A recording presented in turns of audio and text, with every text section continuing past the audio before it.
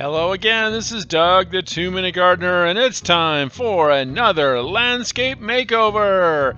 I call this one, What Happened Here? So this client bought this house, and it was in need of a lot of fixing up in the inside. They did a great job on the inside, and it's time to deal with the backyard. And the backyard was a spectacular mess that the previous homeowner had really kind of abused.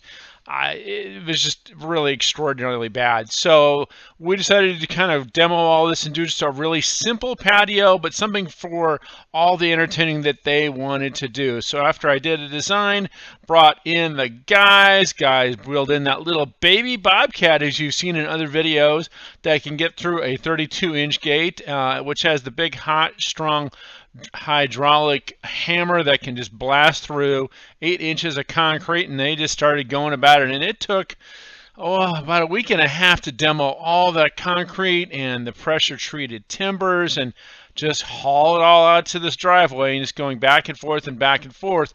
Once it was all cleared out, then they changed the tools on the Bobcat to start digging trenches, because we knew we wanted to add some retaining walls to widen out the patio to make it a little bigger and easier. So did some grading, some underground trenching, and then it was time to lay out the footings for the CMU block retaining walls.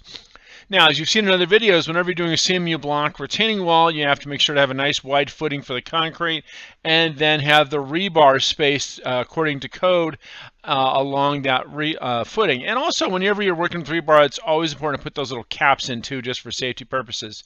All right, the footing was poured, and now it's time to start adding in all the courses. Block after block after block, it's mortared in. We had to actually do 2 walls on this project to deal with the 5-foot incline from the very top part of the property to the main patio area. Once we got the basic wall done, the bottom wall done, we then bring in the concrete pump. Now, the concrete guys, Cabrera, as usual, these guys are really great here in North San Diego County. Got in the concrete pump, and we're doing a colored concrete. So this one's called San Diego Buff, kind of a nice tan color when it dries out. Notice how dark it is now, but you're going to see it really lightens up a lot once we get going there. At the same time they're doing the concrete patio, they're also pouring the second footing for the second retaining wall a little higher up to flatten it out, give a nice terrace for the vegetable garden and hummingbird garden that you're going to see in just a minute.